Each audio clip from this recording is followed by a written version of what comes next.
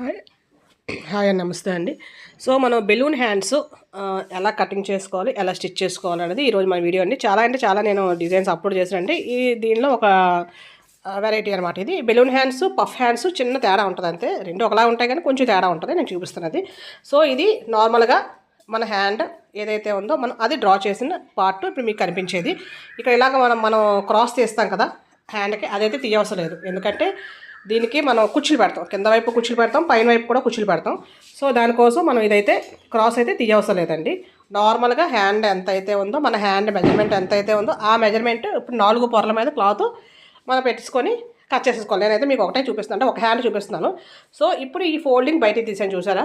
అంటే మనం ఫస్ట్ మన పొడవ ఎంత అయితే ఉందో ఆ పొడవ మనం పెట్టేసుకున్న తర్వాత ఇది ఒక 4 ఇంచులు, నేనైతే 4 పెట్టాను, లేదా 5 ఇంచులు దాన్ని వెనక్కి ఫోల్డ్ చేసేసి, అంటే మీకు బండ లెక్క కోసం వెనక్కి ఫోల్డ్ చేయడం, లేదంటే అలా వదిలేసి కింద మనం మార్కింగ్ చేసుకోవచ్చు. కానీ ఆ కన్ఫ్యూజ్ అవ్వకుండా దాన్ని మనం వెనక్కి ఫోల్డ్ చేసేసి, అంటే దానిలోకి మన షేప్ ఏం తీయం కాబట్టి దాన్ని ఫోల్డ్ చేసేసి కింద హ్యాండ్ కట్ చేసుకొని దాన్ని ఓపెన్ చేసేస్తాం. ఓకే, అర్థమైంది కదండి. అంటే మన హ్యాండ్కి 4 ఇంచులు ఎక్స్ట్రా అనమాట. నార్మల్గా పొడవ ఎంత అయితే అంత. ఇది హ్యాండ్ లూజ్ కోసం పట్టి తీసుకుంటాం. అది నేను 2 ఇంచెస్ అయితే వెడల్పులో తీసుకున్నాను పట్టి మనం ఖర్చుతో సహా ఎంత పొడవు ఉందో అంత పొడవు తీసుకుంటామండి. సో ఇప్పుడు నేను స్టిచ్చింగ్ అనేది చూపిస్తాను. చాలా ఈజీ అంటే చాలా ఈజీ. సో ఇది హ్యాండ్ ఏదైతే ఉందో మధ్యలో సెంటర్కి చిన్న కటింగ్ పెట్టాను. అంటే మనకి సెంటర్ పార్ట్ ఎక్కడ ఉందని తెలియడం కోసం. అలాగే ఈ పార్ట్ ఉంది కదా కింద పట్టి పార్ట్, ఈ పట్టి ఈ 1.5-2 ఇంచెస్ వరకు పెట్టుకోవచ్చు, లేదా 4 ఇంచెస్, 5 ఇంచెస్, 6 ఇంచెస్ కూడా పెట్టుకోవచ్చు అండి. అదే దేనికి బాగుంటుందంటే మన చూడిదార్స్ కానీ ఫ్రాక్స్ కానీ లాంగ్ హ్యాండ్స్, అంటే ఫుల్ హ్యాండ్ అంతా ఫుల్ హ్యాండ్స్ పెట్టుకుంటాం కదా.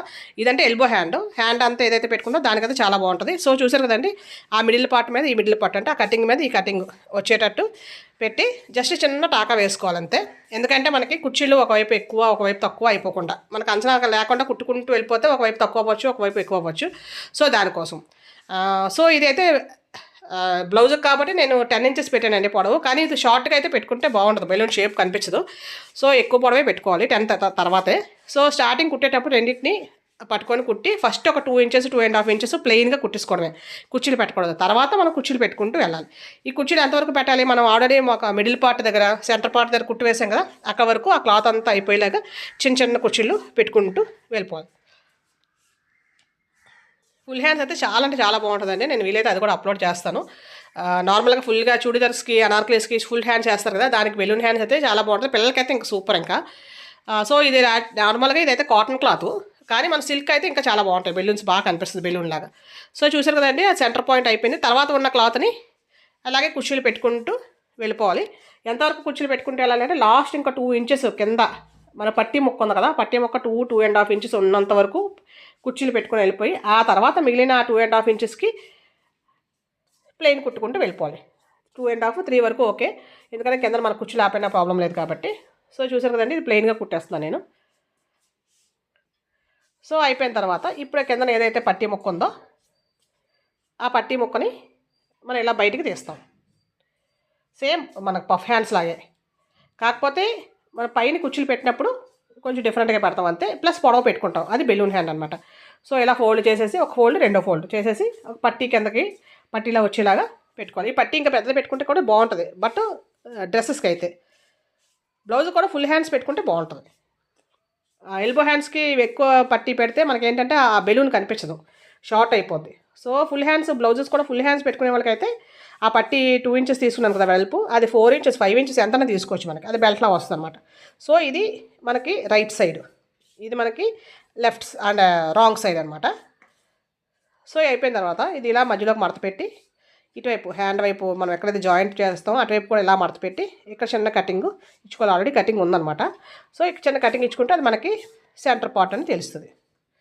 సో దీన్ని అలా ఉంచేసి ఇప్పుడు మనం ఏదైతే బ్లౌజ్ ఉందో, సో యాక్చువల్గా ఈ బ్లౌజ్ ఐరన్ చేస్తానండి నా డ్రెస్సెస్. అంటే స్కూల్కి నేను వర్కింగ్ కదా, స్కూల్కి వెళ్ళేటప్పుడు ఏంటంటే ఏది కూడా ఐరన్ చేసుకోకుండా ఉంటే బాగుండదు కదా. సో ఐరన్ చేసుకుని వెళ్తాను. ఐరన్ చేసినప్పుడు కొంచెం అది డ్యామేజ్ అయిందనమాట హ్యాండ్స్, అందుకని హ్యాండ్స్ తీసేసి వేరేది మళ్ళీ cotton cloth, same cotton cloth అంటే మన 2x2 ముక్కలు ఉంటాయి కదా, అది తీసుకున్నాను.